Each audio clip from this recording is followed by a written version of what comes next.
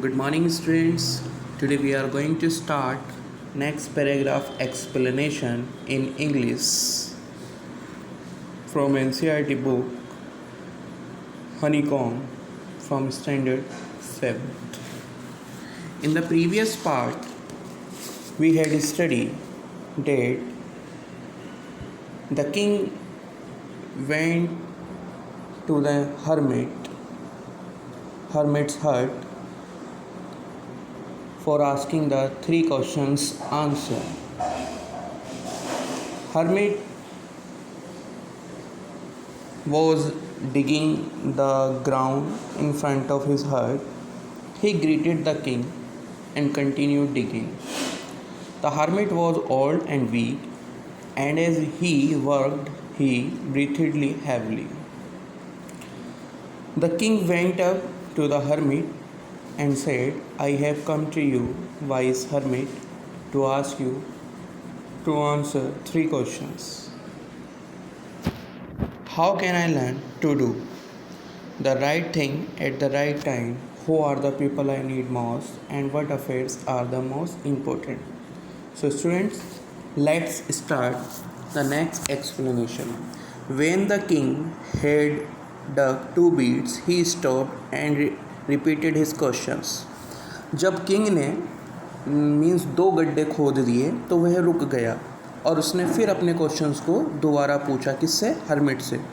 The hermit gave no answer but stood up.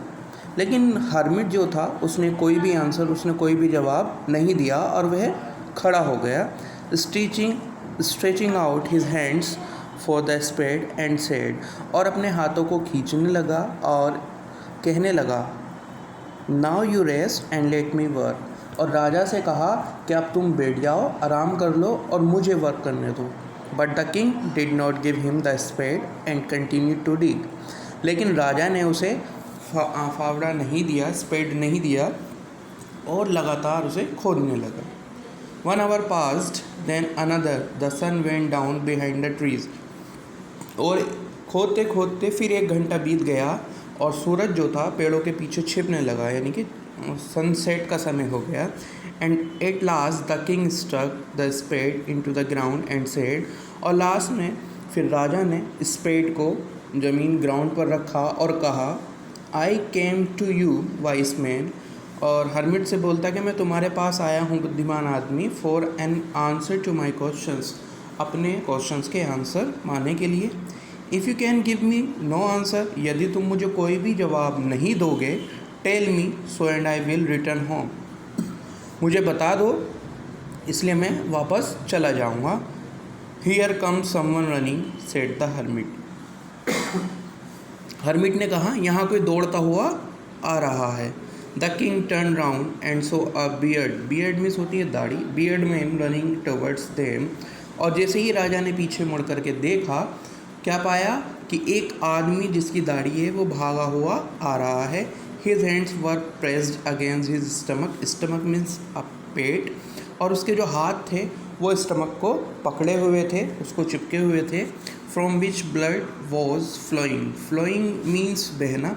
जहाँ stomach से उसके ब्लड बह रहा था. When he reached is the second form of the word reach means पहुँचना.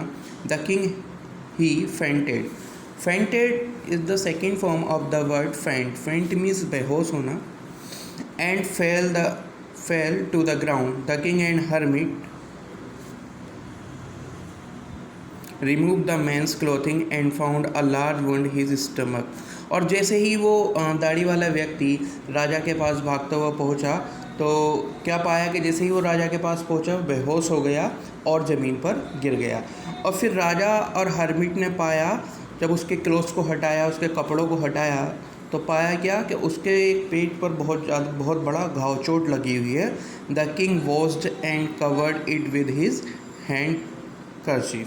और उसको राजा ने जो है, हैंड कर्चीफ मीन्स उसका रुमाल राजा का, और राजा ने क्या करा, उन सारी चीज़ों को, उसके सारे कपड़ों को हटा करके उसके ब्लड को साफ़ किया और अपने ही रुमाल से उसको बांध दिया. But the blood would not stop flowing. लेकिन जब भी ब्लड रुकना बंद नहीं हुआ. The king redressed the wound until at last the bleeding stop. और फिर दोबारा राजा ने उसकी पट्टी की, ड्रेस्ड किया उसको, और तब जा कर के ब्लड जो है रुक गया। The man felt better and asked for something to drink. और वो जो आदमी था जिसके चोट लगी थी, अब उसे अच्छा फील होने लगा और उसने जो है पानी पीने के लिए कहा। The king brought fresh water and gave it to him. और राजा गया और जल्दी से बहुत साफ़ पानी लेकर के आया और उसको दे दिया। By this time the sun had set and the air was cool. और इस समय सूरज छुप चुका था और ठंडी हवाएं चलने लगी थी। The king with the hermits help carried the wounded man into the hut and laid him on the bed.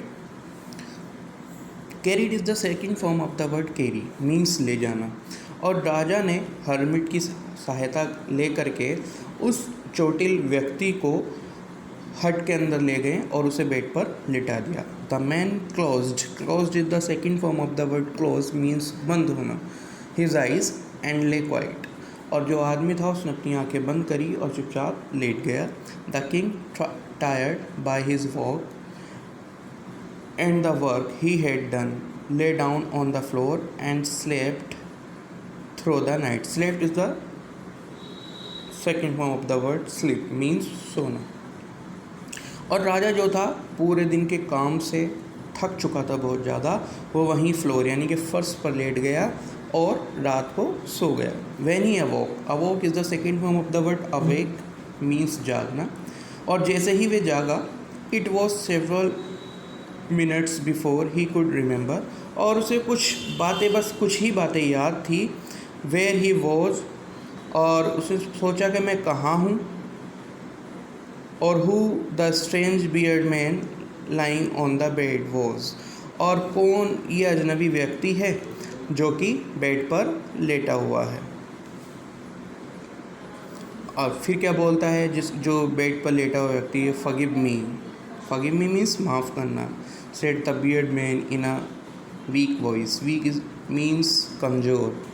और चोटिल व्यक्ति ने कहा मुझे माफ़ कर दो।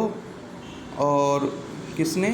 जिसके दाढ़ी ले थी इस व्यक्ति के, और अपनी बहुत ही कमज़ोर हल्की आवाज़ में। When he saw that the king was awake, और जैसे ही उसने देखा कि राजा उठ चुका था, I don't know you and have nothing to forgive you for, said the king। अब मैं नहीं जानता कि तुम क्यों नहीं जानते कुछ कि मैं तुम्हें माफ़ करूं, और ऐसा राजा ने कहा। So students, have a nice day।